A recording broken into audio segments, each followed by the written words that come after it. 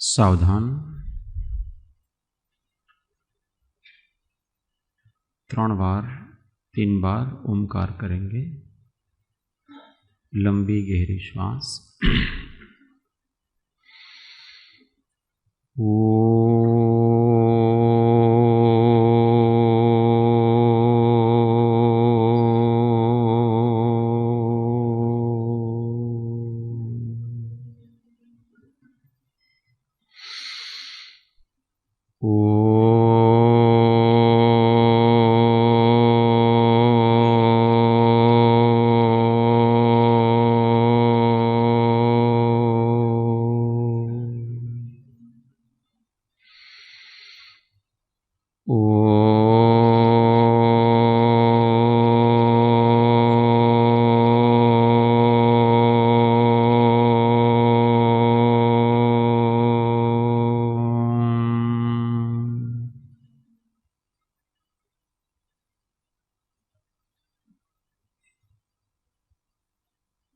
स्वस्थ चित्त,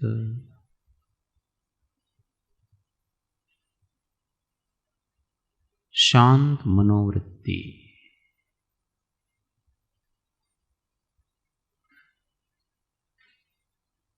किसी भी एक योग्य अनुकूल आसन में बैठना।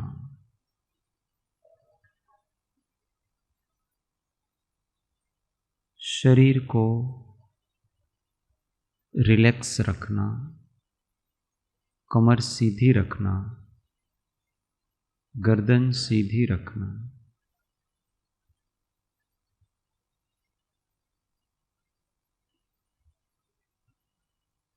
इजी हो जाना।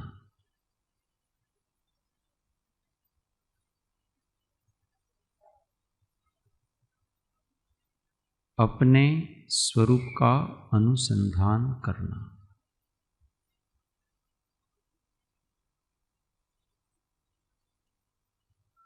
ये जो शरीर से भिन्न परंतु समस्त शरीर में व्याप्त अनुभव स्वरूप मैं हूं, उस मैं सत्ता को लक्ष्य करना।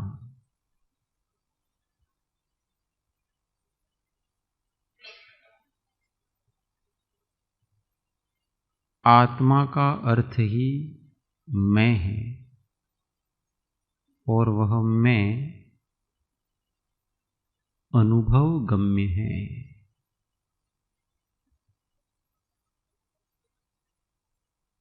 जो दिखता नहीं है फिर भी है,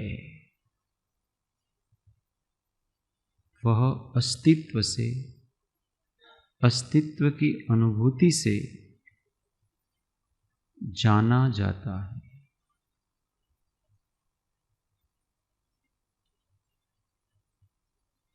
जिसका कोई स्पर्श नहीं है, जिसका कोई रस नहीं है, जिसकी कोई गंध नहीं है, जिसका कोई रूप रंग नहीं है, जिसका कोई शब्द नहीं है, जिसका कोई आकार प्रकार नहीं है,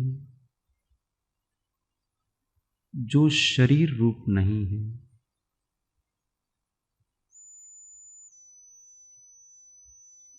जो क्रोधादि कषाय रूप नहीं है, फिर भी जो है,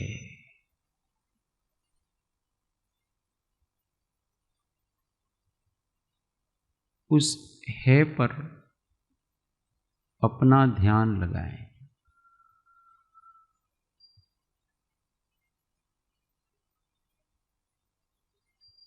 अपना होनापना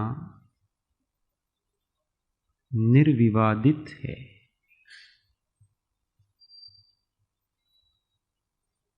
वह जो निष्कारण अपना होनापना है, वही मेरा परमार्थ स्वरूप है।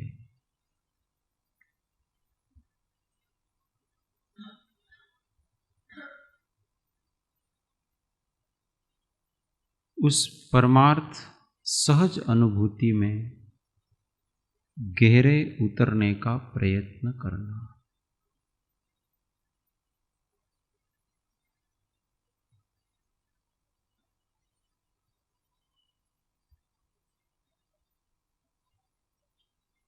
कल्पना से रहित अपना विचार करना।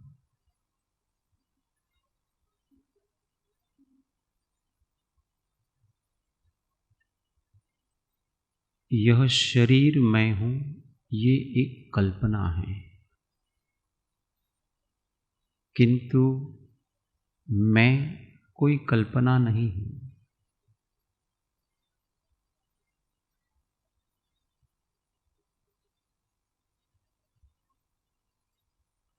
ये शरीर से बाह्य जितने पदार्थ हैं वो मेरे हैं, पराये हैं, मेरे लिए हितकारी हैं, अहितकारी हैं, ये कल्पना है। किंतु इस प्रकार की कल्पना करने वाला मैं काल्पनिक नहीं हूं, सतरूप हूं, सत्य हूं।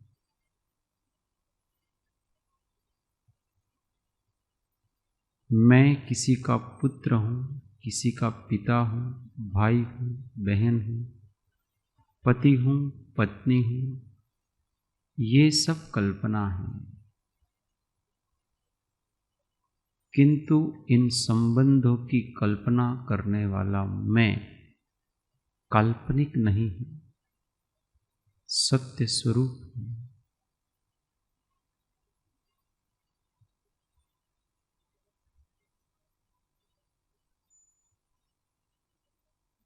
ऐसे अपने बारे में जो भी धारणाएं बना करके रखी हुई हैं, उन समस्त धारणाओं से रहित अवशेष सतत निरंतर सहज चैतन्य का प्रवाह है, वह मैं हूं।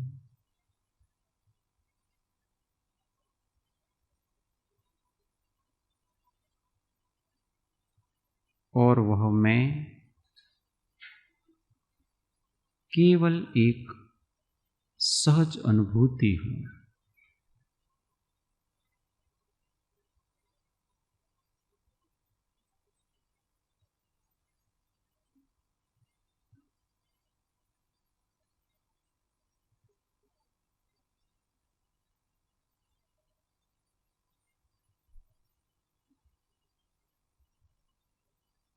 पूरा ध्यान अपने सहज अस्तित्व पर लगाना।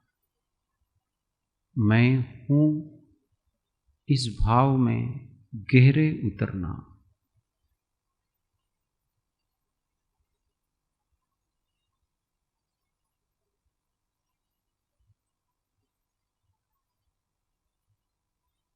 यह मैं प्रत्यक्ष हूं।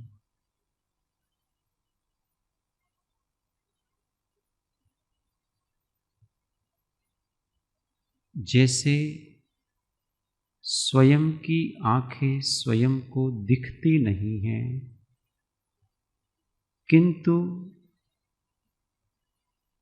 उसके कार्य से उसका ज्ञान होता है, उसी प्रकार से मैं दिखता नहीं हूं, पर देखने वाला अनुभव स्वरूप यह मैं प्रत्यक्ष हूं।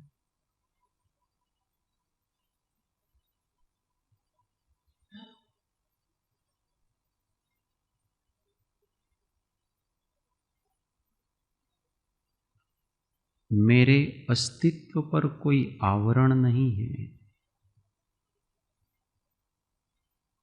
मैं निरावृत प्रत्यक्ष चैतन्य सत्ता हूं।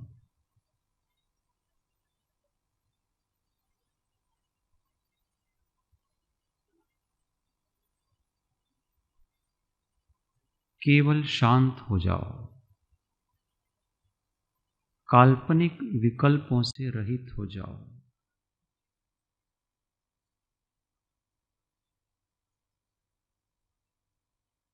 इसके बाद जो बचेगा वो केवल स्वसंवेदन रहेगा।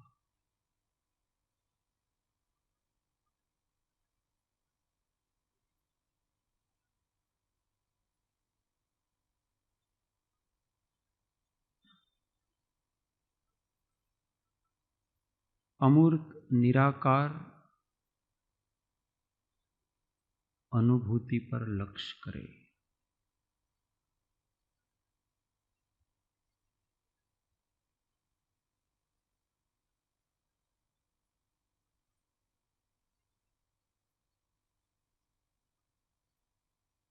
कुछ भी विशिष्ट अनुभूति का प्रयास न करें। जो है सहज उसके प्रति शांत समभाव से जागृत रहें।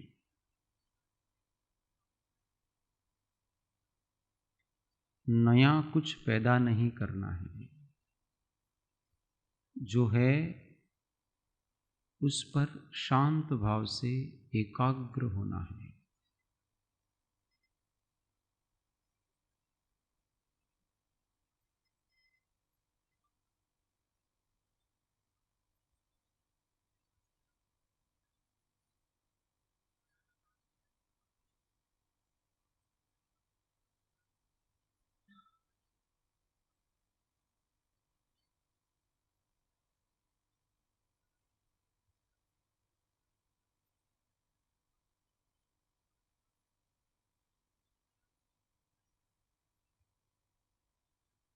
सब तरफ से चिंतन को हटा करके अपने सहज अस्तित्व पर ले आए। गहराई से केवल अपने होने पने का ही अनुभव करें।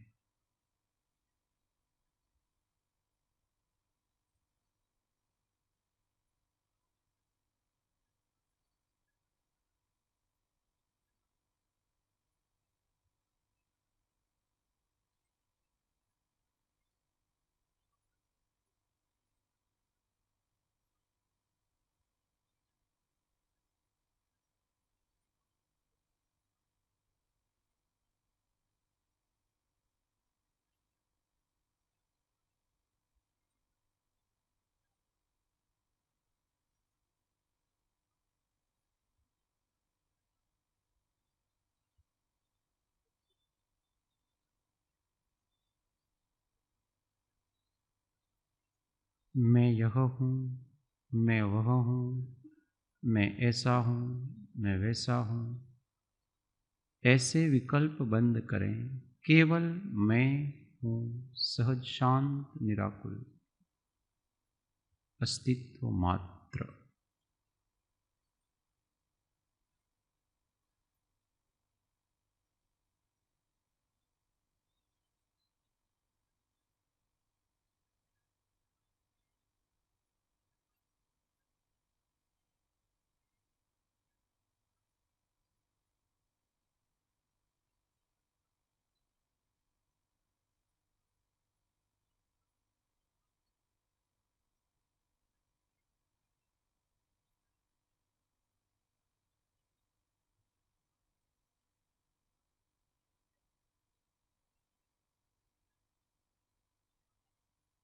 जो भी ज्ञान में आए उसको केवल जानो।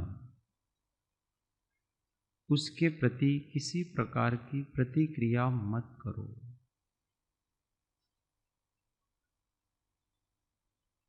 जैसे दर्पण में भिन्न भिन्न प्रकार के प्रतिबिंब आते हैं, किंतु दर्पण निर्विकार भाव से उनको प्रकाशित करता है, उसी प्रकार से शांत निराकुल निर्विकारी रहें। केवल जाने, कुछ करे नहीं, केवल रहें।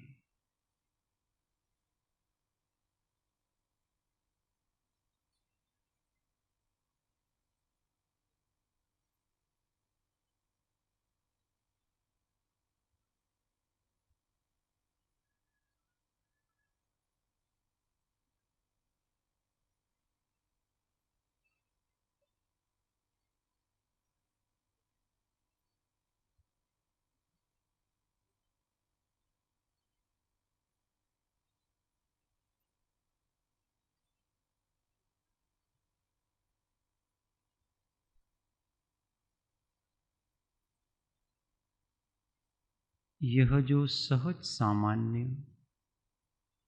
अनुभव स्वरूप मैं हूँ, वही मैं हूँ। अपने बारे में जो जो भी कल्पनाएं कर रखी हैं, विशेषताओं से सहित अपने आप को चिंतन कर रखा है, उन सब को हटाओ। केवल सहज सामान्य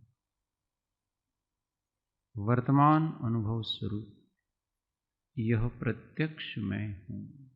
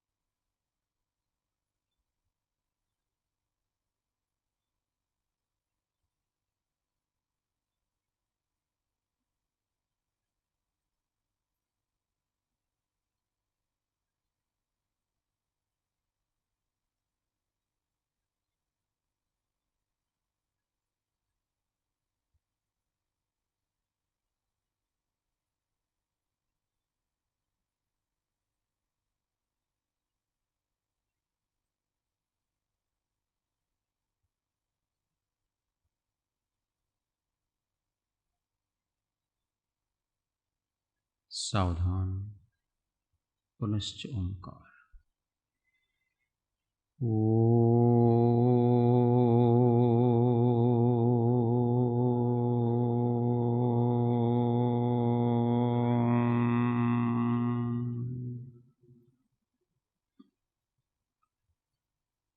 नमः श्रीवर्धमानाय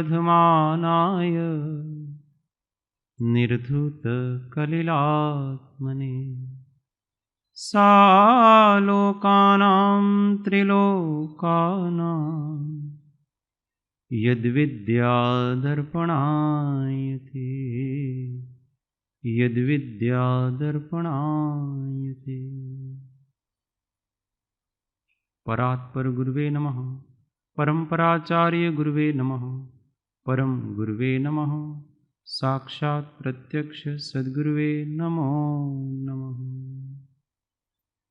सर्वकलुषविध्वंसकं श्रेयसां परिवर्धकं भव्यजय मनः प्रतिबोधकारकं धर्मसंबंधकं पुण्यप्रकाशकं पापनाशकम् इदं शास्त्रं श्री समाधितन्त्रनामधेयमस्य मूलग्रन्थकर्तारः श्री सर्वज्ञदेवा तदुत्तरग्रन्थकर्तारः श्री गणधरदेवा प्रतिगणधरदेवास्तेषां वचनानुसारमासाद्य श्रीमद्भगवत्पूज्यपाद स्वामी विरचितम् इदं शास्त्रं श्रोतारः सावधानतया शृण्वन्तु।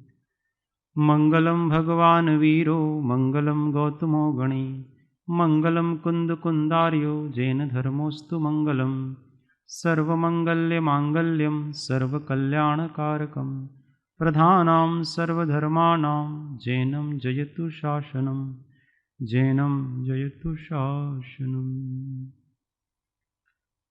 मंगलाचरण सब साथ में। येनात्मबुद्धितात्मेव परत्वेनेव चापरम अक्षयानंतबोधाय तस्मै सिद्धात्मने नमः। तस्मै सिद्धात्मने नमः। ओम। जय जिनेन्द्र। श्री समाधि तंत्र श्रीमद् भगवत पूज्यपाद स्वामी विरचित गाथा श्लोक नंबर 2। मंगलाचरण में सिद्ध भगवान को नमस्कार करके अब आगे जिन भगवान को नमस्कार किया है उन भगवान के अलग अलग प्रकार के रूप बताते हैं, नाम बताते हैं। पहले देह रहित भगवान का वर्णन किया, अब देह सहित भगवान को बताते हैं। 2 प्रकार के भगवान होते हैं। भगवान एक ही प्रकार का है। शरीर सहित होते हैं तो वो सकल परमात्मा है। कल का मतलब होता है शरीर, सकल। और शरीर रहित होते हैं तो वो निकल परमात्मा है, जिनके अंदर शरीर निकल गया है, पर दोनों किसी अपेक्षा से परमात्मा हैं। तो वो कहते हैं। अब भी अपन आधी आधी लाइन दोहरान करेंगे। स्पष्ट उच्चारण जिसको आता है वो माइक में बोलेगा। जयन्ति यस्या वदतोऽपि भारती, जयन्ति यस्या वदतो विभूतयस्तीर्थकृतोऽप्यनिहितो, विभूतयस्तीर्थकृतोऽप्यनिहितो। शिवाय धात्रे सुगताय विष्णवे, यधात्रे सुगताय विष्णु, जिनाय तस्मै सकलात्मने नमः। सकलात्मने नमः। सब साथ में बोलेंगे। जयन्ति यस्या वदतोऽपि भारती, विभूस्तयस्तीर्थकृतोऽप्यनिहितो। शिवाय धात्रे सुगताय विष्णवे, जिनाय तस्मै सकलात्मने नमः। अब कहते हैं अवदतः पी, न बोलते हुए भी, और अनिहितुः अपि, चेष्टा न करते हुए भी। यस्य तीर्थकृतः, जिन तीर्थंकर की, भारती विभूतयः, वाणी और समवसरण संबंधी विभूतियां, जयंती जयवंत हैं।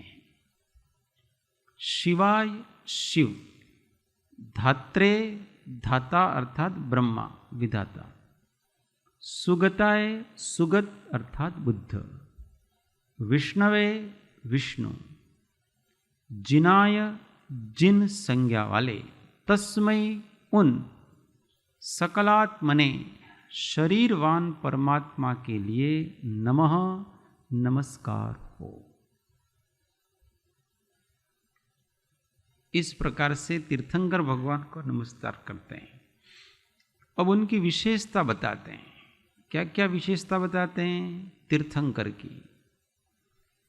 कि यस्य भारती, जिसकी भारती, भारती का मतलब वाणी होता है, भाषा होता है।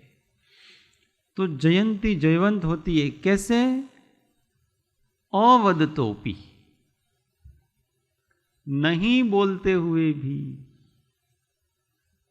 तीर्थंकर भगवान होते हैं, वो अपनी तरफ बोलते नहीं हैं, उनके कभी होंठ हिलते नहीं हैं, उनकी कभी पलक झपकती नहीं है। वो ऐसे शांत अर्धोन्मिलित नेत्रों से हमेशा जितने काल तक उनका शरीर रहता है उतने काल तक वो ऐसे ही रहते हैं। अर्धोन्मिलित नेत्रों में,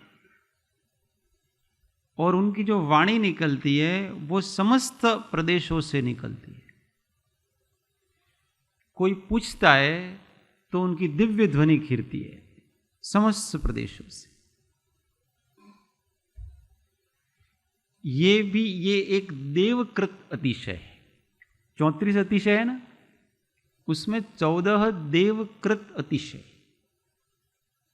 तो उनकी जो भाषा वाणी निकलती है, उस भाषा को वो 18 मुख्य भाषाएं और 700 उपभाषा, इनमें ये देव कन्वर्ट कर देते हैं। मागध जाति के व्यंतर देव होते हैं। वो मागध जाति के व्यंतर देवों का ये काम है कि भगवान के अंदर से जो भाषा वर्गणा के पुद्गल श्रुत के रूप में निकलते हैं, किसी प्रश्न के उत्तर के रूप में निकलते हैं अथवा ज्ञान, श्रुत ज्ञान के रूप में वो निकलते हैं, उन भाषा वर्गणा के पुद्गलों को अलग अलग प्रकार की जगत में जितनी भाषाएं चलती हैं उन सब भाषाओं में वो कन्वर्ट कर देते हैं ऑटोमेटिक। आजकल में मशीन आता है कि नहीं? हाँ। इसलिए भगवान की दिव्य ध्वनि को अर्धमागधी कहते हैं। क्या कहते हैं? अर्धमागधी का मतलब ये नहीं कि मगध में बोले जाने वाली भाषा नहीं है, कि उनकी भाषा में मागध जाति के देवों का आधा भाग होता है। ये सब वो काम करते हैं। इसलिए उन देवों को उपमा देने के लिए कि अर्धमागधी है, क्योंकि इसमें भाषा तो मुख्य रूप से भगवान की है, उनके उदय से, पर उनको कन्वर्ट करने आदि का काम अतिशय कौन करता है? तो मागध जाति के देव करते हैं। इसलिए उनको अर्धमागधी भी कहते हैं। और सभी प्राणियों को अपनी अपनी भाषा में समझ में आता है। अब समोसरण में तो जानवर भी बैठे हैं, मनुष्य भी बैठे हैं, मनुष्य में भी अलग अलग प्रांतों के बैठे हैं, परंतु देव भी बैठे हैं, सब बैठे हैं। तो सबको अपनी अपनी भाषा में समझ में आ जाएगा ऑटोमेटिक। उनके तो केवल ऐसी ध्वनि निकलती है मात्र, ओमकार भी नहीं हो,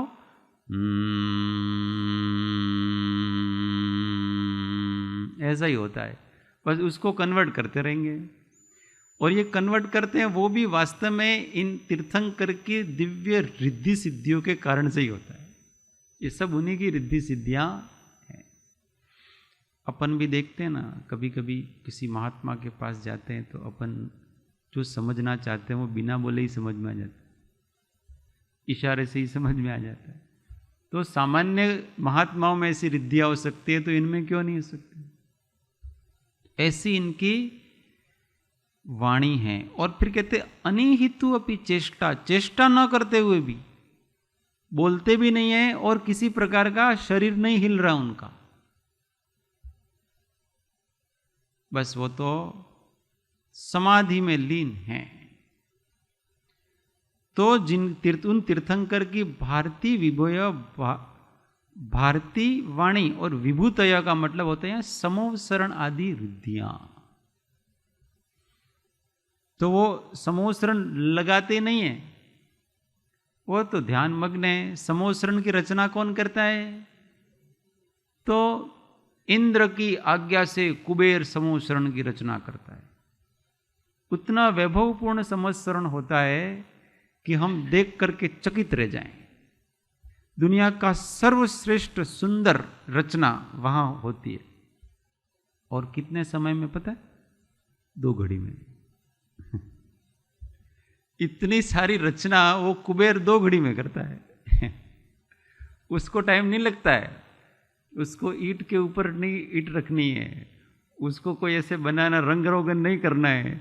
उसको उस समोसरण को अगर अच्छी तरह से जानना है तो आदि पुराण में आदिनाथ भगवान के समोसरण का वर्णन जिनसेन आचार्य ने किया है। अपनी बुद्धि भी काम नहीं करे, ऐसा उन्होंने बड़ा विस्तार से वर्णन किया है समोसरण के। 12 कोठे, फिर अंदर अंदर क्या होता है ना, कितनी बावड़ियाँ होती है ना, कहाँ कहाँ जिन प्रतिमाएं होती है ना, कितनी नृत्यांगना होती है ना, कैसे कैसे फूल होते हैं ना, कैसे कैसे कौन सी दीवार कौन से मणि से बनी होती है ना, फर्श कैसे होते हैं ना, कैसे झूमर लगे होते हैं ना, कैसे क्या होता है ना, अपना दिमाग ही काम नहीं करे।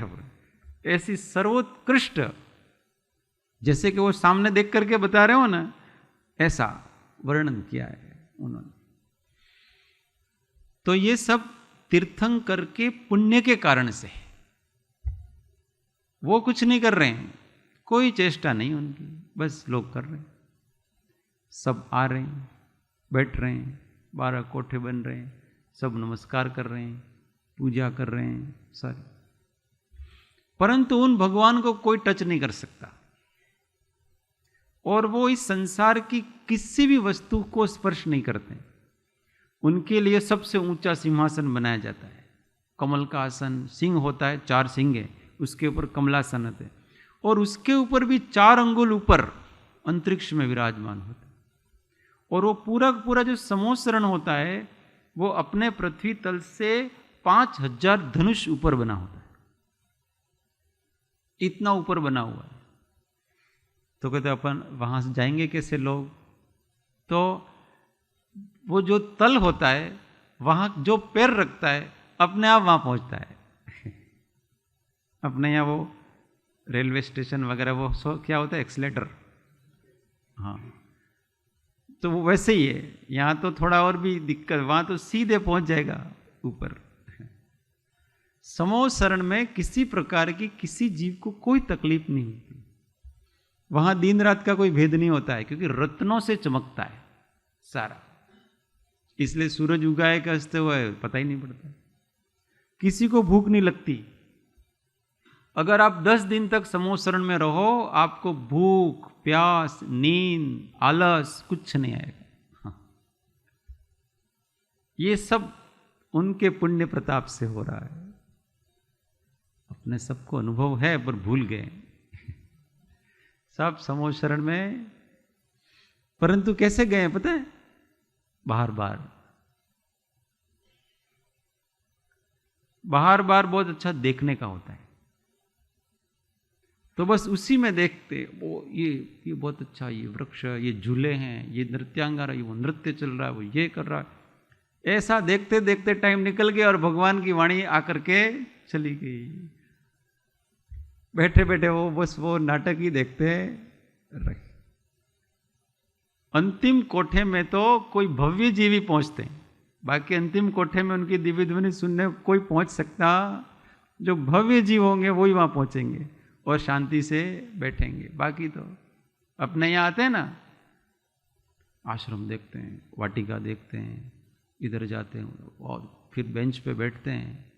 मैं देखता हूँ ये रविवार को लोग आते, स्वाध्याय हॉल में कभी नहीं आएंगे वो। क्यों? पुण्य चाहिए, ऐसी बुद्धि ही नहीं जागेगी उनको। ऐसे ही सब जीव समोसरण में जाते हैं मजा लेने के लिए, पर उनकी बुद्धि ऐसी होती ही नहीं कि वहां सामने भगवान की वाणी चल रही, चलो थोड़ा शब्द सुने, अच्छा आनंद आ रहा है।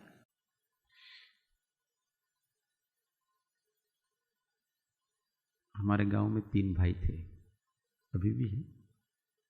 तो नए नए सिनेमा घर है, टॉकीज कहते हैं।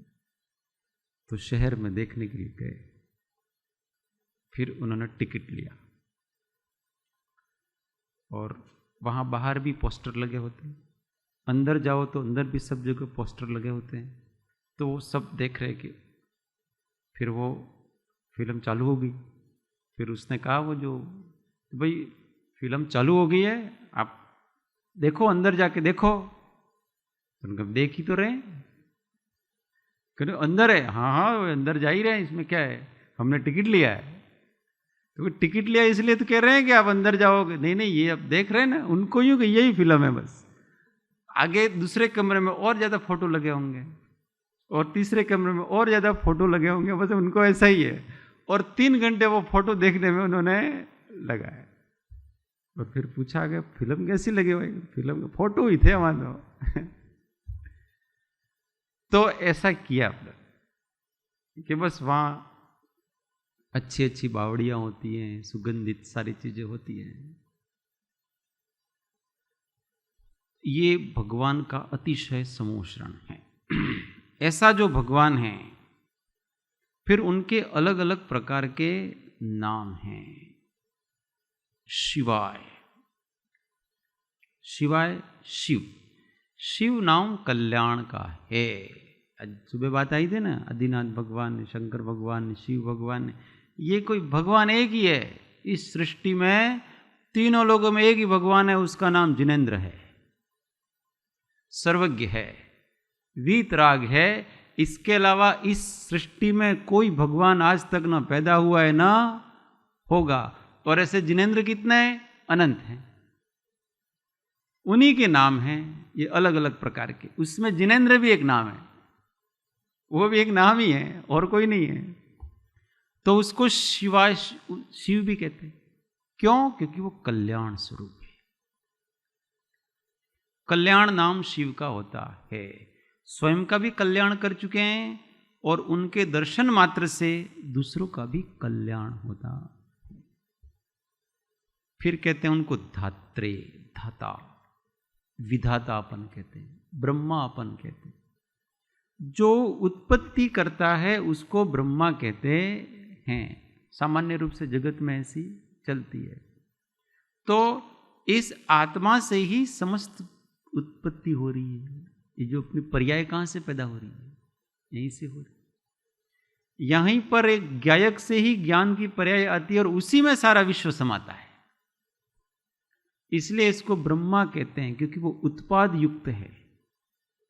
उत्पाद ही ब्रह्मा है और व्यय ही शिव है और ध्रुव ही विष्णु है। अपन ब्रह्मा विष्णु वैसे ऐसा कहते हैं ना, वही उत्पाद व्यय ध्रुव उत्पन्न होता है, इसलिए उसको ब्रह्मा कहते हैं। पर्याय का नाश होता है, इसलिए अपन उसको शिव कहते हैं, महेश कहते हैं। और विष्णु क्या करता है? हमेशा सबको मेंटेन रखता है, हमेशा रहता हो, इसलिए उनको विष्णु कहते हैं। विष्णु का अर्थ है व्याप्त होकर के रहना। प्रत्येक पर्याय में ध्रुव तत्व व्याप्त होकर के रहता है, प्रत्येक गुणों में व्याप्त होकर के रहता है, इसलिए उसको विष्णु कहते हैं। सुगताय, सुगत, जिन्होंने अच्छी तरह से तत्व को जान लिया है, वस्तु के स्वरूप को जान लिया है, स्व पर को जानने वाला, उसका नाम सुगत कहलाता है। उसी को अपन बुद्ध कहते हैं। जगत में सुगत बुद्ध के लिए प्रयोग में आता है। बुद्ध का मतलब जिसने वस्तु के स्वरूप को पूरी तरह से जान लिया है, उसको बुद्ध कहते हैं। बुद्ध भी वही है। विष्णु है, विष्णु भी सब जगह व्याप्त होकर के रहता है। ज्ञान की अपेक्षा से वो विष्णु है। जिनाए, जिन, जिन्होंने इंद्रियों को जीत लिया है, मन को जीत लिया है, वो जिन कहलाते हैं। वीतराग हो गए जो, तो जिन। तस्मै, उन सकलात्मने, शरीरवान परमात्मा के लिए नमस्कार हो। यहां पर ऐसा कह रहे हैं कि जिनकी वाणी और है वो न बोलते हुए भी और किसी भी प्रकार की चेष्टा न करते हुए भी तीर्थंकर की दिव्य विभूतियां और उनकी दिव्य ध्वनि जयवंत हैं। ऐसे शिव, ब्रह्मा, सुगत, विष्णु और जिन नाम वाले सकल परमात्मा को मैं नमस्कार करता। ऐसा करके ये दूसरा मंगलाचरण किया अरिहंत भगवान के लिए। पहले किसके लिए किया था? सिद्ध भगवान के लिए। अब अरिहंत भगवान के लिए किया। अब आगे ग्रंथकार अपनी प्रतिज्ञा करते हैं। ग्रंथ लिखने में सबसे पहले प्रतिज्ञा की जाएगी कि मैं इस ग्रंथ में क्या लिखूंगा, क्या बताना चाहता हूं, कैसे बताऊंगा, ये सब प्रतिज्ञा करते हैं। इसमें किसी को कुछ पूछना है तो पूछ सकते हैं। फिर गाड़ी आगे निकल जाएगी, फिर पीछे नहीं लौटने का है। एक एक गाथा में स्पष्ट न हो तो उसी समय पूछ लिया जाए कि ये मेरे को समझ में आया नहीं। निकल भी कहते हैं, विकल भी कहते हैं। विकल अगर कह दिया तो विकलांग के अर्थ में होगा। विकलांग का मतलब किसी का अंग अंग कम हो ऐसा, पर यहां कम नहीं है ही नहीं।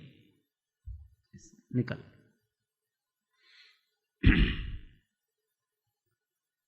श्लोक नंबर 3 सभी दौरान करेंगे। श्रुतेन लिंगेन यथात्मशक्ति समाहितान्तः करणेन सम्यक् समीक्ष्य कैवल्य सुखस्पृहाणाम् विविक्तमात्मानमथाभिधास्ये। श्रुतेन लिंगेन यथात्मशक्ति समाहितान्तः करणेन सम्यक् समीक्ष्य कैवल्य सुखस्पृहाणाम् विविक्तमात्मानमथाभिधास्ये। अब सब साथ में बोलेंगे। श्रुतेन लिंगेन यथात्मशक्ति समाहितान्तः करणेन सम्यक् समीक्ष्य कैवल्य सुखस्पृहाणाम् विविक्तमात्मानमथाभिधास्ये। अर्थ, अन्वयार्थ। मैं, कौन प्रतिज्ञा कर रहा है? मैं का मतलब कौन है?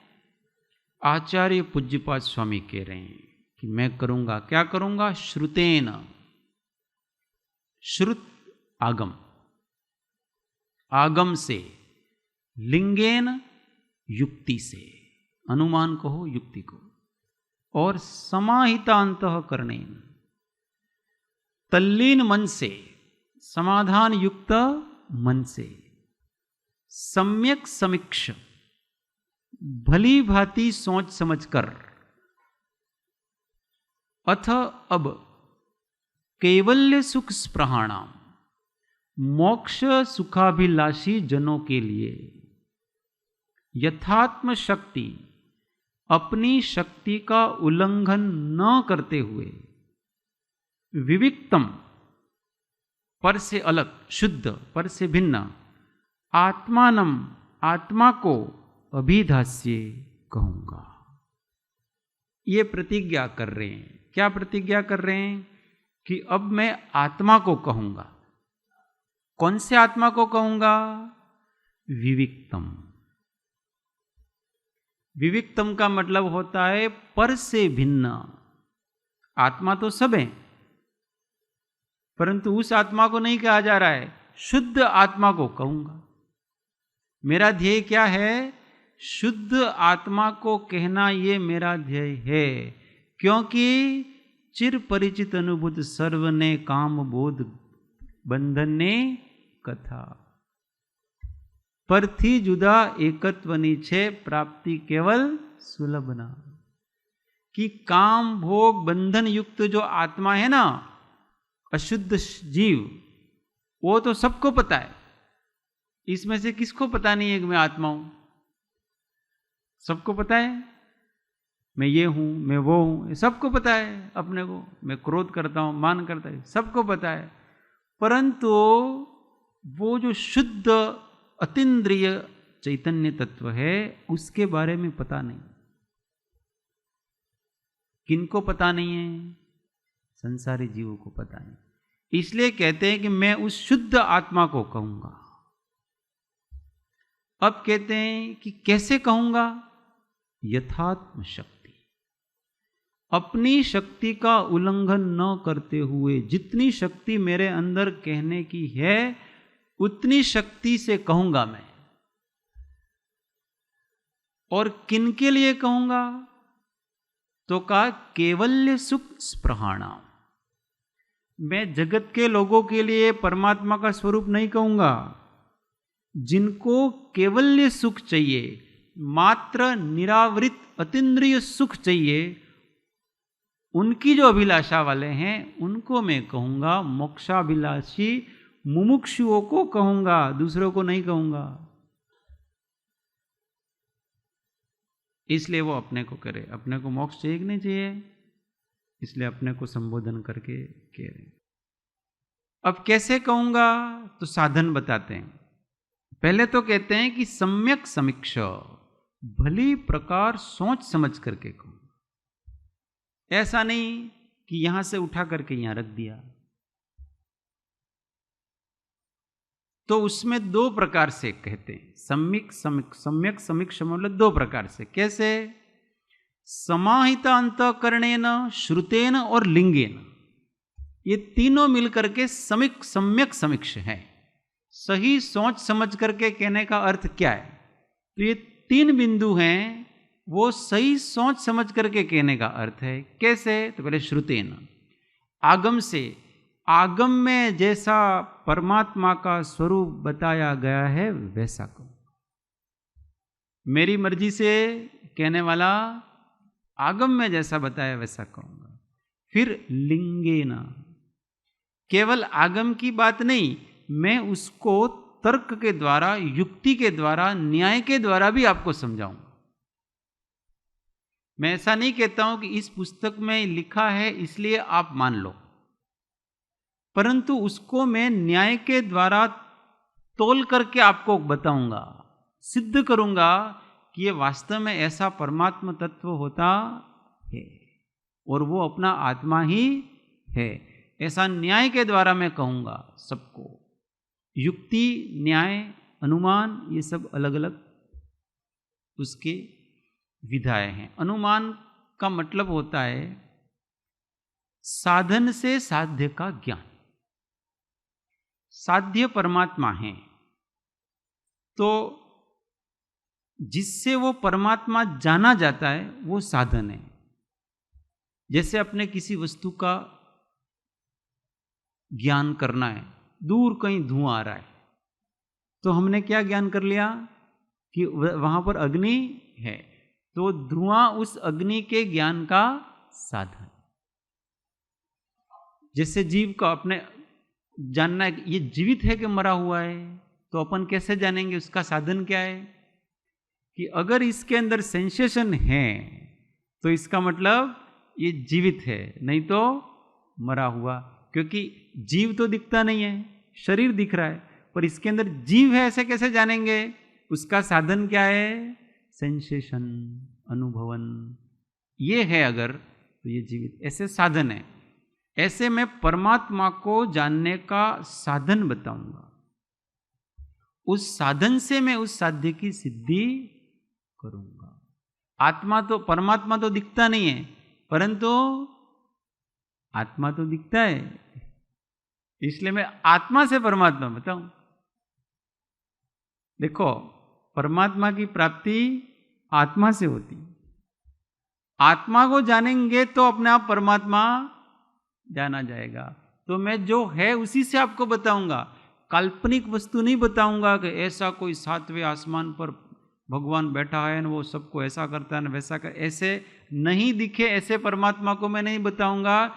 जो निरंतर हमेशा आपको अनुभव में आ रहा है उसी से मैं आपको उसका निरूपण करूंगा, ताकि आपको बराबर समझ में, आपके अनुभव में भी आ जाए और आपकी बुद्धि में भी बराबर आ जाए।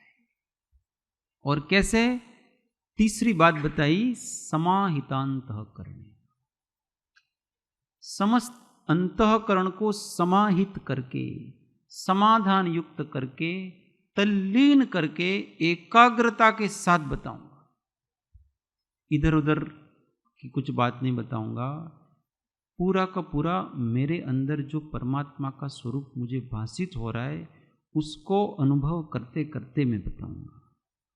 अर्थात कह रहे हैं कि मैं अनुभव से बताऊंगा, आगम से भी बताऊंगा, युक्ति से भी बताऊंगा और अपनी अनुभूति से भी बताऊंगा, समाधि में जाकर के बताऊंगा। जो समाधि में जाकर के बात बताता है वही तो सही बात बताएगा कि मैं उसको अनुभव करके बता रहा हूं। बाहुबली स्वामी कैसे हैं, गोमटेश्वर, तो भाई मैं जा करके आकर के फिर बताऊंगा। ऐसा नहीं है कि ऐसा ऐसा सुना था मैंने, पुस्तक में ऐसा लिखा है, ऐसा नहीं बताऊंगा। मैं वहां जाऊंगा, देखूंगा और फिर आकर के बताऊंगा। उसको तथागत कहते हैं। क्या कहते हैं? बुद्ध का एक नाम तथागत है। तो वहां से आकर के जो बताता है, मतलब अनुभव करके जो बताता है, उसका नाम तथागत है, कि वहां जाकर के आए हैं, अर्थात उसकी तल्लीन होकर के अनुभूति करते हैं और उस परमात्म तत्व को अनुभव करके हम बता रहे हैं। समय सार में भी इसी प्रकार से कहा है, 5वीं गाथा में, कि मैं आत्मा के वैभव को बताऊंगा। कैसे बताऊंगा? यहां 3 या 4 प्रकार बताए। आगम ज्ञान, यही श्रुतेन, सुयुक्ति, लिंगेन। फिर उन्होंने गुरु परंपरा बताया कि गुरु परंपरा से जो उपदेश मिला है उसके प्रसाद से बताऊंगा।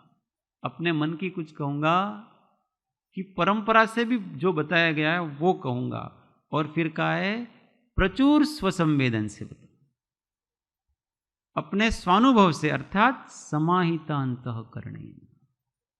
मैं अपने स्वानुभव से बताऊंगा। क्या बताऊंगा? आत्मानम, आत्मा को बताऊंगा। और आत्मा को बताऊंगा तो शुद्ध आत्मा अपने आप समझ में आ जाएगी। आगे किसी को प्रश्न हो तो पूछ सकते हैं। ये भावानुवाद नहीं है, इसको अन्वय कहते हैं। पहले ही कहा ना, ध्यान शुल्लक ध्यान सागर जी महाराज ने इनका अन्वय किया। अन्वय का मतलब होता है कि उनको श्लोक को तोड़ तोड़ करके एक एक का अर्थ बताना, उसको अन्वयार्थ कहते हैं। ये कोई टीका नहीं है, ये केवल अर्थ है उसका। हाँ, तुम्हारा क्या कुछ? अच्छा, हाँ, श्लोक। चलो, ये सबको समझ में आया। अंततः क्या कहने वाले हैं? ये कहते हैं कि अब मैं, ग्रंथकार प्रतिज्ञा करता है कि अब मैं शुद्ध आत्मा के स्वरूप को अपनी पूरी शक्ति लगा करके, जिनको केवल्य सुख चाहिए, ऐसे मोक्षाभिलाषों के लिए आगम से, युक्ति से और अपने अनुभव से, समस्त प्रकार से सोच विचार करके चारों तरफ से मैं ये परमात्म तत्व का निरूपण करने वाला हूँ, ऐसी प्रतिज्ञा करते हैं। अब आगे कहते हैं, आत्मा की त्रिरूपता, हेयोपादेय का विभाग तथा एक कारण से 2 कार्यों की सिद्धि, ये पूरे इस गाथा में बताया जाएगा। पहला बताया जाएगा आत्मा की त्रिरूपता, कि वो आत्मा 3 प्रकार का है। यद्यपि आत्मा 3 प्रकार का नहीं है, आत्मा की अवस्थाएं 3 प्रकार की हैं, शुद्धि अशुद्धि की अपेक्षा से। फिर उसमें हेय उपादेय का विभाग किया जाएगा और फिर उसमें से एक कारण से 2 की सिद्धि की जाएगी। उस एक को बीच में लेंगे तो आगे पीछे दोनों वालों की सिद्धि उस एक से ही हो जाएगी, ऐसा बताएंगे। अभी आगे वही बताते हैं। बहिरन्तः परश्चेति, बहिरन्तः परश्चेति, त्रिधात्मा सर्वदेहिषु, त्रिधात्मा सर्वदेहिषु, उपेयात् तत्र परमम्, उपेयात् तत्र परमम्, मध्योपायात् बहिस्त्यजेत्, मध्योपायाद् बहिस्त्यजेत्। बहिरन्तः परश्चेति, बहिरन्तः परश्चेति, त्रिधात्मा सर्वदेहिषु, त्रिधात्मा सर्वदेहिषु, उपेयात् तत्र परमम्, उपेयात् तत्र परमम्, मध्योपायात् बहिस्त्यजेत्, मध्योपायाद् बहिस्त्यजेत्, मध्योपायात् बहिस्त्यजेत्। वो आधा ब है इसमें, सब साथ में बोलेंगे। बहिरन्तः परश्चेति, त्रिधात्मा सर्वदेहिषु, उपेयात् तत्र परमम्, मध्योपायात् बहिस्तजे। अब कह रहे हैं कि अन्वयार्थ सर्वदेहिषु, सर्वदेहधारियों में, आत्मा मतलब आत्मा, बहि अंत च परः, बहि का मतलब बहिरात्मा, अंतः का मतलब अंतरात्मा और परः मतलब परमात्मा। इति त्रिधा, इस प्रकार तीन रूप है। तत्र उनमें मध्योपायात, अंतरात्मा रूप उपाय से, मध्योपायात मतलब मध्य, मध्य में कौन सा है? अंतरात्मा। तो मध्योपायात अंतरात्मा रूप उपाय से परमम उपेयात, परम मतलब कौन सा है? परमात्मा। तो परमात्मा स्वरूप को प्राप्त करना चाहिए और बहिस्तजे, बहिरात्म स्वरूप को त्याग देना चाहिए, ऐसा बताते हैं। तो वो कह रहे हैं कि प्रत्येक देहधारी होता है वो तीन प्रकार की आत्माओं से सहित है। ये जोरदार बात है, अभी समझेंगे कि एक ही आत्मा में तीन आत्मा कैसे है। यहां कह रहे हैं कि ऐसा नहीं कि परमात्मा है वही परमात्मा है, ऐसा नहीं है। परमात्मा है वो अंतरात्मा भी है और परमात्मा है वो बहिरात्मा भी है। जो बहिरात्मा है वो बहिरात्मा भी है, अंतरात्मा भी है और परमात्मा भी है। और जो अंतरात्मा है वो बहिरात्मा भी है और परमात्मा भी है। मतलब प्रत्येक देहधारी में ये तीनों प्रकार के आत्माएं हैं। बात समझ में आ रहा है? कैसे? तो वही समझाएंगे इधर। कैसे कोई बता सकता है भाई तीनों आत्मा कैसे? अभी यहां बैठा है कोई व्यक्ति, वो बहिरात्मा भी है, अंतरात्मा भी है और परमात्मा भी है। तो अब उसको नए विवक्षा से समझाएंगे कि यहां कोई व्यक्ति अज्ञानी जीव बैठा है मान लो, तो बहिरात्मा तो उसके सांप्रत नय की अपेक्षा से, वर्तमान नय की अपेक्षा से ही वो बहिरात्मा है उसका। और जो अंतरात्मा है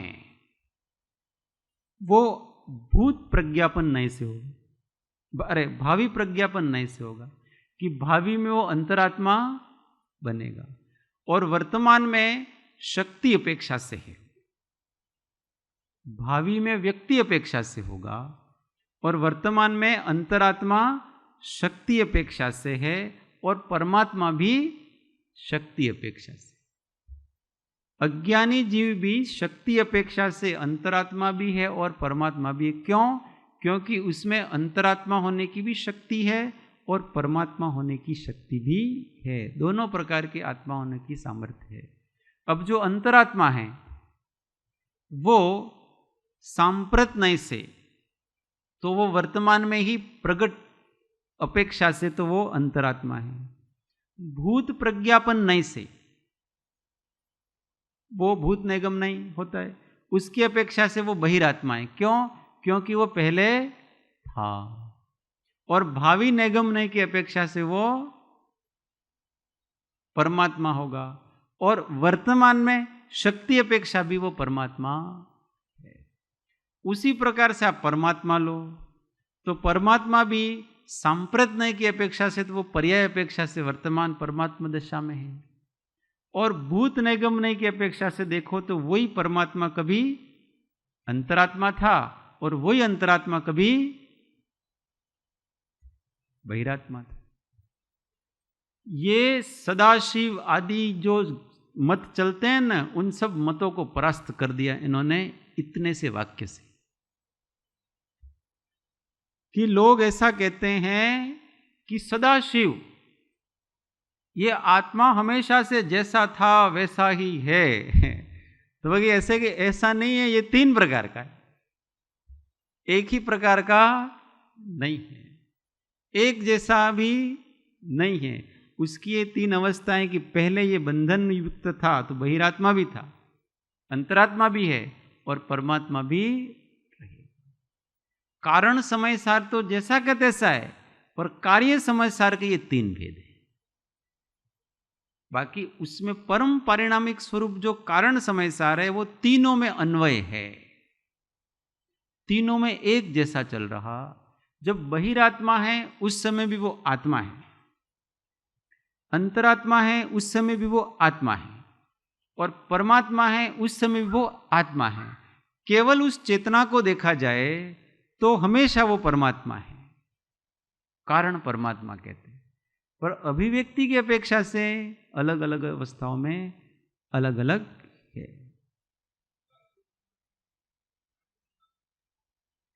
कारण परमात्मा जो हमेशा अन्वय रूप में रहता है, और कार्य परमात्मा उसकी अवस्था है। पर्याय में प्रगटेगी तो वो कार्य परमात्मा होगा। कार्य बहिरात्मा, कार्य अंतरात्मा, कार्य परमात्मा। तो जो मिथ्या दृष्टि है वो कार्य बहिरात्मा है, और उसमें कारण क्या है उसका? अज्ञान युक्त कारण परमात्मा। समझ में आ रहा है? वहां भी काम तो कारण परमात्मा ही कर रहा है, परंतु वहां अज्ञान युक्त कारण परमात्मा है, वो बहिरात्मा रूपी कार्य का कारण है। अंतरात्मा का कारण भी कारण परमात्मा है। वो कैसा है कि प्रतिबुद्ध कारण परमात्मा है, वो उसका कार्य हो गया। इस प्रकार स्रोत एक ही है, अवस्थाएं बदलती रहती हैं। जिसकी दृष्टि उस स्रोत की तरफ होती है उसमें क्रमशः ये सब शुद्धियां आती जाती। अपने को ध्यान स्रोत पे रखना है। ये तो उन्होंने अवस्थाएं बताई कि कहां दृष्टि करने से क्या क्या होता है। केवल आत्मा को देखने से सब हो जाएगा। इसलिए कहते हैं कि केवल आत्मा देखो, हूं ज्ञान मात्र परभाव शुद्ध। ये मत देखो कि ये कर्म है, नहीं ये ऐसा है, नहीं ये ऐसा, नहीं ये मनुष्य है, नहीं स्त्री है, नहीं पुरुष है, नहीं ये मुनि है, नहीं ये सब नहीं, केवल है। अभी पहले ध्यान क्या कराया? ये जो ध्यान कराया ना वो हमेशा कारण परमात्मा का ध्यान कराया। उस कारण परमात्मा जैसे जैसे पकड़ में आएगा ना, उसके ऊपर जितना जितना ध्यान भान होगा उतना उतना सब होने वाला है। ये तो उस कारण परमात्मा की उपासना करने वाला कैसा कैसा हो जाता है ये बता रहे। तो जो उस कारण परमात्मा के प्रति ध्यान ही नहीं है वो हमेशा बहिरात्मा रहेगा। वो कभी भी अपनी सहज सत्ता को पहचान नहीं पाएगा।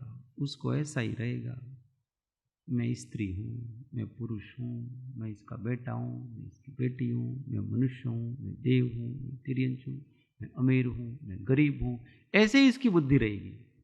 परंतु हम सोचें कि इनमें से हम क्या है।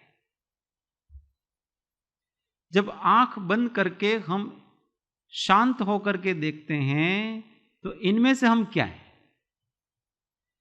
जिसका कोई स्पर्श नहीं, रस नहीं, गंध नहीं, वर्ण नहीं, आकार प्रकार नहीं, शरीर आदि नहीं, वो शरीर कैसे हो सकता है? वो किसी का बाप कैसे हुआ, न किसी का बेटा कैसे हुआ, न किसी की माँ कैसे हुई, न वो अमीर कैसे हुआ, न वो गरीब कैसे हुआ। आप यूं कहो ये आकाश है। दिख रहा है आकाश? आकाश दिख रहा है किसी को? नहीं दिख रहा। मानो खाली जगह है, उसको आकाश मान लिया अपनों ने, रिक्त स्थान को आकाश मान लिया। अब उस आकाश को कहो इसका ऐसा शरीर है, तो क्या वास्तव में है? ही नहीं, कल्पना करी अपनों ने। फिर उसको कहो ये आकाश की ये बेटा है, ये आकाश की ये बेटी है, ये आकाश उसका बेटा है, ये आकाश का भाई है, ये आकाश का मामा है, ये आकाश की मामी है। ये आकाश है ना, ये बहुत पैसे वाला है, और ये आकाश है वो बहुत गरीब है। क्या ऐसा आप आकाश में परिकल्पनाएं कर सकते हैं? ऐसा ही आत्मा है। वो भी जैसे आकाश अमूर्त है वैसे ये भी अमूर्त चेतना है। उस अमूर्त चेतना मात्र का कोई कैसे शरीर हो सकता है, कोई कैसे संबंधी हो सकता है, कोई कैसे अपना हो सकता है, कोई कैसे पराया हो सकता है, ये सब कल्पना है। और ये कल्पना करते करते जीव उस कल्पना को अनुभव करने लगा।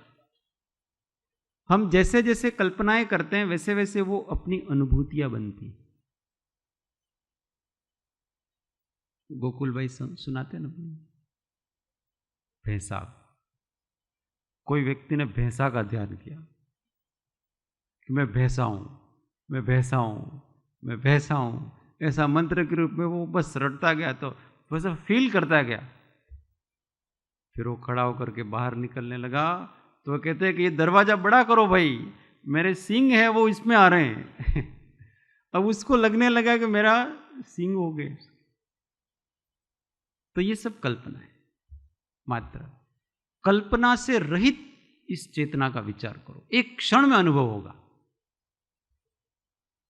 पर कल्पना इतनी प्रगाढ़ कर रखी है इस जीव ने कि उस कल्पना से मुक्ति नहीं मिलती है। उसको रोम रोम में ऐसा है कि मैं मनुष्य हूं, इसलिए उसके सारे विचार मनुष्य के हिसाब से चलते हैं, सारे विकल्प मनुष्य के हिसाब से चलेंगे।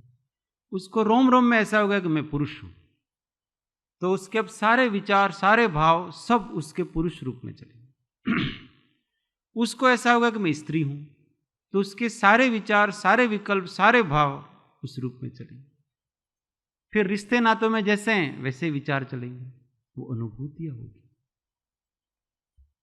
फील होगा। वो बेटे को देख करके मातृत्व फील होगा, पति को देख के पत्नी का भाव फील होगा, पत्नी को देख के पति का भाव फील होगा, भाई को देख के भातृत्व भावना अंदर से जागेगी। ये जागता है अंदर से, ये सारी भावना है, क्योंकि हम जैसा सोचेंगे आत्मा का स्वभाव ऐसा है, उस रूप परिणमित हो जाता है। आप कल्पना करोगे तो काल्पनिक अनुभूतियां होने लगेगी। अनुभूतियां तो हो रही हैं वो, पर कैसी अनुभूतियां हैं? काल्पनिक अनुभूतियां हैं। जैसे अपन आंख टेढ़ी करते हैं तो दो चांद दिखते हैं। चांद दो है कि एक? पर हमने आंख टेढ़ी की इसलिए वहां दो है, एक है तो भी दो दिखते हैं। ऐसे ही हमने अंदर कल्पना की कि मैं इसका भाई हूं, तो वो भाव निकलेगा, राग का भाव निकलेगा और वो फील होगा।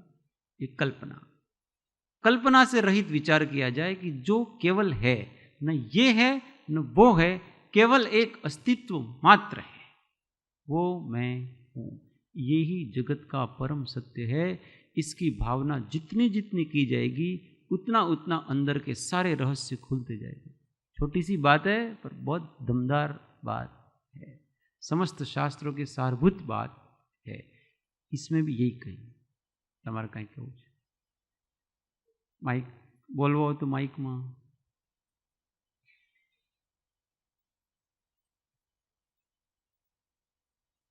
वो कोडलेस का है, कोडलेस नहीं चाहिए।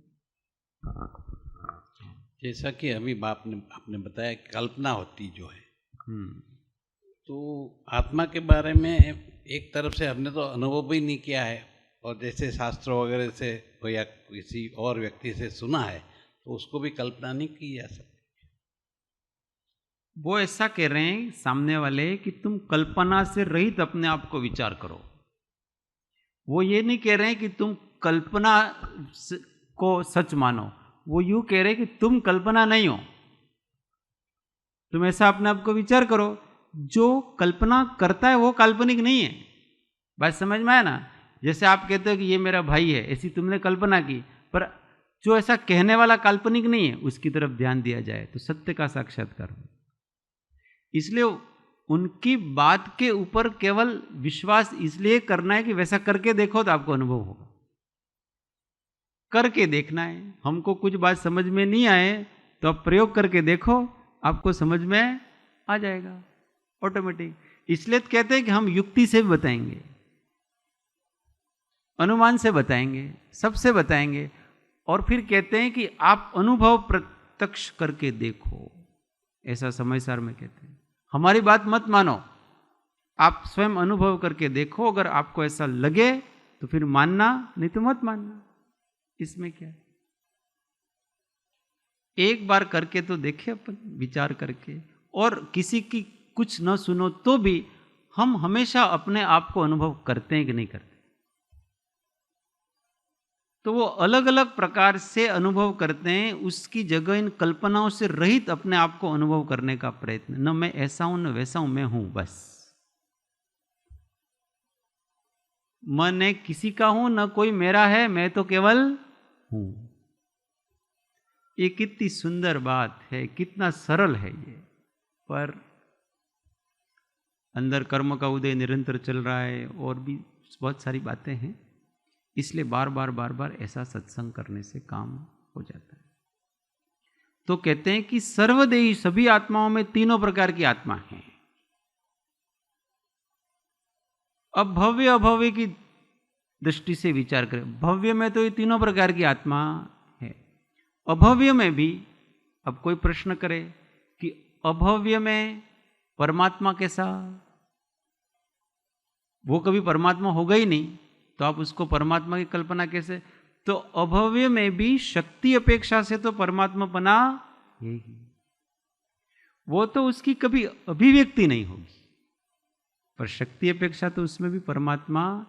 क्यों? क्योंकि उसमें सारे परमात्मा होने के सारे की सारी शक्तियां उसमें मौजूद हैं। ये बात अलग है, वो कभी भी होने वाला नहीं है। तो उसको क्यों भव्य, उसको एक अभव्य संभव्य भी होता, जिसमें कभी प्रकटीकरण ही नहीं होता, उसको आप भव्य कहते हो। तो क्यों कहा ऐसा? कि भाई इसलिए कहा कि अगर उसको निमित्त मिले तो हो सकता है, अभव्य में तो निमित्त मिले तब भी प्रकटीकरण नहीं होगा, और जो अभव्य संभव्य है उनको अगर निमित्त मिले तो ऐसा हो सकता है। परंतु उनका ऐसा ही भवितव्य है कि उनको कभी भी परमात्मा होने के निमित्त मिलेंगे। तो ऐसे समस्त प्रकार के जीवों में ये तीनों प्रकार की आत्माएं हैं, ऐसा कह रहे हैं। फिर क्या कह रहे हैं कि तत्र, उसमें मध्योपायात, मध्य के उपाय से, मध्य में कौन सा है? अंतरात्मा। उस उपाय से क्या करना? परमम उपेयात, परमात्मा स्वरूप को उपेय अर्थात प्राप्त करना चाहिए। बहि तजेत, बहिरात्मा उसका त्याग करना चाहिए। और उन दोनों का उपाय क्या बताया? मध्यात्मा अर्थात अंतरात्मा। तो अपने को सबसे पहले अंतरात्मा बनना, और अंतरात्मा बन करके बहिरात्मा का तो निषेध करना और परमात्मा का ग्रहण करना। वो कैसे हो भाई? तो वो तत्व विचार के द्वारा होता है। तत्व विचार के द्वारा ये करना कि ये जो शरीर आदि है, ये जो नौ कर्म है, ज्ञानावरण द्रव्य कर्म है, ये रागादि भाव कर्म है, ये तो मैं नहीं हूं, ऐसा जो मानता है वो अंतरात्मा है। तो फिर मैं कौन हूं? तो इन सबसे रहित शांत निराकुल चैतन्य तत्व है, वो मैं हूं। अंतरात्मा उसका नाम है जो बहिरात्मा को बहिरात्मा जान करके उसका त्याग करता है, उसके प्रति हेयपना करता है, और परमात्मा को जान करके उसके प्रति उसका झुकाव होता है। तो अभी करना क्या?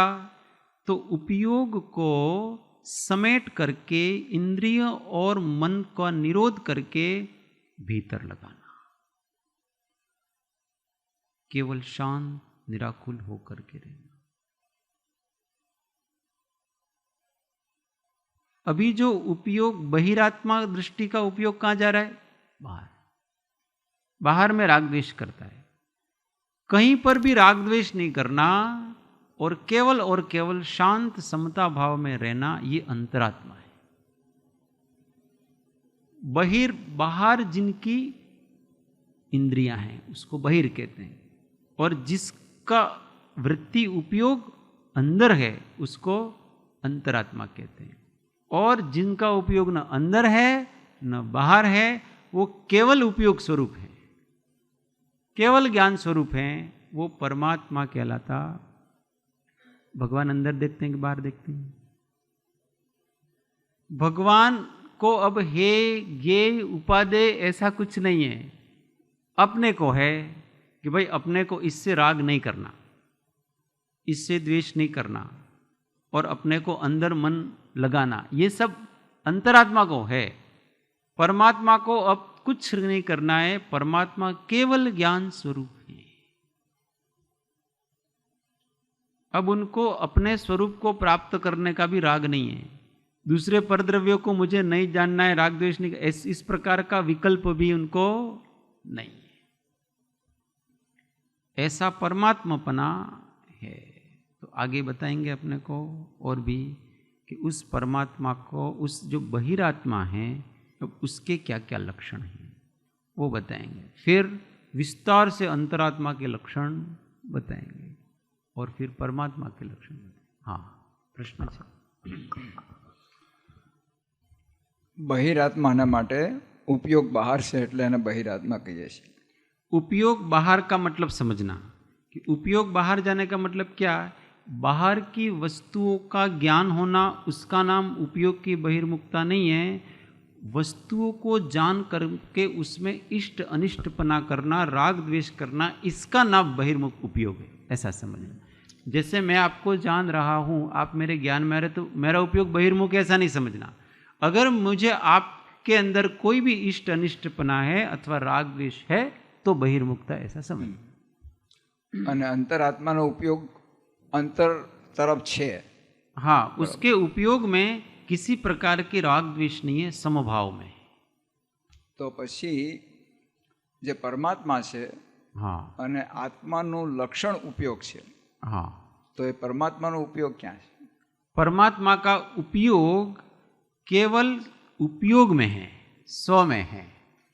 वहाँ उनको हे ये उपादेय ऐसा कोई किसी प्रकार का विकल्प नहीं है। अंतरात्मा क्या करता है कि पूरे उपयोग को समेट करके विचार द्वारा जो शुद्ध स्वरूप है उसका चिंतन करता है। ये अंतरात्मा है। मतलब वो कहीं पर भी बाहर के पदार्थों में अपना उपयोग नहीं जाने देता है, अपनी वृत्ति को नहीं जाने देता है। वहाँ प्रयत्न है इस प्रकार का, और जब उपयोग सहज हो जाए तो वो परमात्मा है। अभी प्रयत्न पूर्वक परमात्मा तत्व के चिंतन में उपयोग को लगाना ये अंतरात्मापना है, और बिना प्रयत्न के केवल सहज शांत अवस्था बनी रहे वो परमात्मा कहलाता है। वो केवल ज्ञान स्वरूप हो गए। अपने को अभी ज्ञान स्वरूप की भावना करनी, ये 12वें गुणस्थान तक आत्मा की भावना है और 13वें गुणस्थान तक फिर भवन है। अलग अलग प्रकार से आत्मा स्वरूप की भावना ही है। वहां बुद्धिपूर्वक इंद्रियों से और मन का निरोध किया जाएगा, क्योंकि छद्मस्त का उपयोग एक बार में किसी एक ही वस्तु पे लगेगा। अगर आपको बाहर के किसी पदार्थ का विकल्प है, विचार है, तो अंदर नहीं लगेगा, अंदर का है तो बाहर नहीं लगेगा। इसलिए उनको रोकना है अपने को, और रोक करके अपने सत्य स्वभाव का चिंतन मंथन निधिध्यासन करते रहने, ये अंतरात्मा का लक्षण है। और बहिर्मात्मा तो बाहर बाहर, और फिर चिंतन नहीं करना पड़ेगा। इस अभ्यास के फलस्वरूप कोई चिंतन नहीं करना पड़ेगा। क्यों? क्योंकि रोकने वाले कर्म का आवरण नहीं रहा, फिर तो हमेशा समाधि में होगा। ऐसी समाधि सबको प्राप्त हो, इस समाधि तंत्र की विचारणा से। समय पूरा। પ્રશ્ન પૂછવાનો તો આપણે કહીએ આત્મા, આપણે સિદ્ધાત્મા સ્વ પર પ્રકાશક છે, તો પરમાત્મામાં એ હજી ત્યારે સ્વ પર પ્રકાશક નથી. આપણે કહ્યું પરમાત્મા સહજ એટલે કે આત્માનો ઉપયોગ એનો આત્મા ઉપર છે, તો ત્યારે સ્વ પર પ્રકાશક હોય છે કે નહીં? स्व पर प्रकाशक की शक्ति है उसके अंदर। जैसे हमारा चित्त जब उपयोग आत्म स्वरूप के चिंतन में, तो बाह्य पदार्थों का ज्ञान हमको नहीं रहेगा। क्यों नहीं रहेगा? क्योंकि बाह्य पदार्थों का ज्ञान छद्मस्त को इंद्रिय और मन के द्वारा होता है, और हमारा कोई भी इंद्रियां उस समय काम नहीं कर रही है, क्योंकि पूरा ध्यान का अपने स्वरूप के संवेदन में है, चिंतन में। इसलिए इंद्रियों का निरोध हो गया। और फिर मन का काम है भूतकाल और भविष्य काल का चिंतन करना। भूतकाल की स्मृति, भविष्य की कल्पनाएं, ये मन का काम है। अब वहाँ वो काम भी नहीं हो रहा है। न भूतकाल की कोई स्मृति हो रही है, न भविष्य की कोई कल्पना हो रही है, इसलिए वहाँ मन का भी निरोध हो गया। वहाँ मन केवल ज्ञान रूप है, इसलिए बाहर के किसी भी पदार्थ का वहाँ पर कोई विकल्प, कोई विचार नहीं है किसी प्रकार का। केवल आत्म स्वरूप का चिंतन चल रहा है, उसका अनुभवन चल रहा है। तो अब उसमें कह रहे हैं कि स्व पर प्रकाशकपना कहाँ रहा? तो बाहर के पदार्थों का जानना ही स्व पर प्रकाशकपना नहीं है। वहाँ जो वो संवेदन हो रहा है, वहाँ दो प्रकार का संवेदन है, मिश्र संवेदन है। कैसा कि जितनी जितनी शुद्धि है वहाँ पर, वो तो स्व प्रकाशपना है, और जितनी जितनी अशुद्धि है वहाँ कर्म के उदय से उत्पन्न भावों का भी संवेदन चल रहा है। इसलिए वो पर प्रकाशकपना है, और अपने आत्मशुद्धि का जो संवेदन है वो वहाँ स्व प्रकाशकपना है। ऐसे स्व पर प्रकाशकपना वहाँ पर भी सिद्ध हो जाता है। बाकी एक समय में उपयोग एक जगह रहता है। પણ અહીંયા પરમાત્મા એટલે કે સકલ એટલે અરહંત અને સિદ્ધ અવસ્થા કે છે, તો અરહંત ત્યારે તો સ્વ પર પ્રકાશક હોય। अरिहंत भगवान तो बाहर की वस्तुओं में को भी यथावत जान रहे हैं और अपने को भी यथावत जान रहे हैं, पर अपने को अभी ऐसा है कि जब बाहर को जानने जाएंगे तो अंदर नहीं जान सकते। क्यों? क्योंकि इंद्रिय और मन के द्वारा हम बाहर का कार्य करते हैं, और इंद्रिय और मन अगर बाहर लगी हुई है तो हमारे आत्मा में नहीं लगी हुई। इसका मतलब तो छद्मस्तों को आत्मा का अनुभव है, वो बाहर के पदार्थों के ज्ञान के बिना करना होता है। अगर बाहर के पदार्थों में ज्ञान हो तो फिर उनका आत्मा का अनुभव है, ऐसा कह सकते। हमारा मन कहीं पर भी दूसरी चीज में लग रहा है, इसका अभिजस्य स्वाध्याय कर रहे, तो हम उस शुद्ध निर्विकल्प समाधि में नहीं है, ऐसा समझना। उसकी दृष्टि रह सकती है, परंतु जब तक यहां का विकल्प है, क्योंकि हम पुद्गल को जान रहे हैं ना, और जब तक हम बाहर के पदार्थों का ज्ञान है तब हमारे निर्विकल्पता कैसे सदेगी? अभी तो सारे विकल्प सोचने में, समझने में, ऐसे दृष्टि रखना अलग है। और फिर समाधि में चले गए, शांत हो, अपनी सत्ता का लक्ष्य करो, उसमें गहरे चले जाओ, गहरे चले जाओ, गहरे चले जाओ, तो एक मात्र आनंदपूर्ण अनुभूति रहती है, शांत अनुभूति रहती है। बस वो मैं हूँ, वो मैं हूँ, पर का ज्ञान छूट जाएगा। उस समय अगर कोई निर्विकल्प समाधि में स्थित है और आप उसके कान में ले जा करके आप ढोल नगाड़े बजाओ तो भी उसको उसका ज्ञान नहीं होगा, तो भी वो नहीं होगा। सविकल्प समाधि में हो तो ज्ञान हो सकता है। समाधि ऐसे दो प्रकार की, सविकल्प समाधि, निर्विकल्प समाधि। प्रयत्न पूर्वक परमात्मा तत्व का अनुसंधान करना, चिंतन करना, ये सविकल्प समाधि है। और जब वो सहज होने लगे प्रयत्न के बिना, तो वो निर्विकल्प समाधि कहलाता है। दोनों में अपनी अपनी भूमिका, योग्यता के अनुसार कर्मों की संभर निर्जरा होती है। इसलिए अपने को आंख बंद करने के लिए इसलिए कहते हैं कि बाहर के पदार्थ दिखेंगे, उसमें मन जाएगा, इसलिए पहले आंख बंद करके वो सब खत्म करो, और इसके बाद आंख बंद करके इस पूरे शरीर में व्याप्त ये जो अमूर्त चैतन्य तत्व है उसको बार बार बार बार भावना करो। ये जो अनुभव में आ रहा है वो मैं हूँ, वो मैं हूँ, वो मैं हूँ, ऐसा करते जाओ, करते जाओ।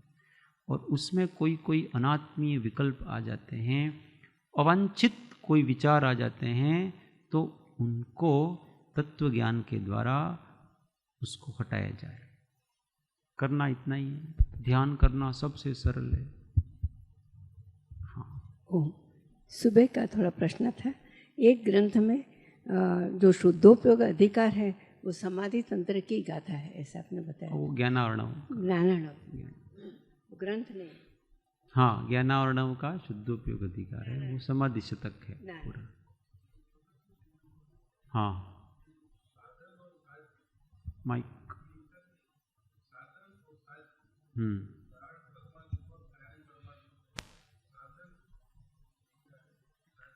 उनका प्रश्न ऐसा है कि साधन साध्य, तो कारण परमात्मा और कार्य परमात्मा में साधन क्या है, साध्य क्या है? तो कारण परमात्मा साधन है और कार्य परमात्मा साध्य। कारण हमेशा साधन होता है। कारण का मतलब ही साधन, कारण, उपाय, ये सब एकार्थवाचक शब्द हैं। कारण परमात्मा सब हैं, वो कार्य परमात्मा है। संसारी जीव कारण परमात्मा है और अरिहंत सिद्ध हैं वो कार्य परमात्मा है। पर्याय में प्रगटीकरण हो जाना, उसका नाम कार्य परमात्मा, काम हो गया। अपन कहते हैं ना, पहले कारण मिला वो काम करने के लिए, तो वो कारणों का सेवन कर लेंगे, फिर काम हो जाएगा तो फिर कारण नहीं रहा फिर, ऐसा।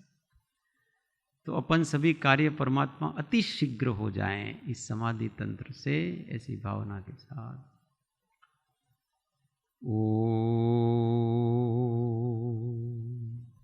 जा वाणी के ज्ञान से सूझे लो कालो, सो वाणी मस्तक नमो सदा दे थूंधो।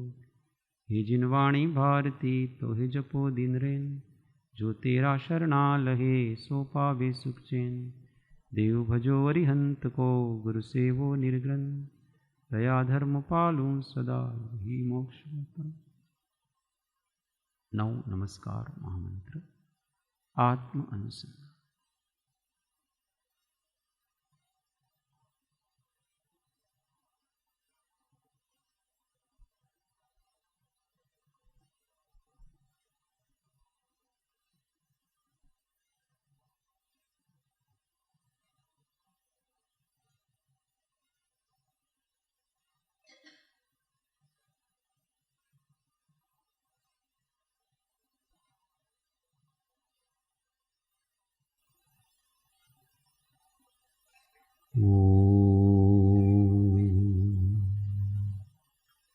जय जिनेन्द्र।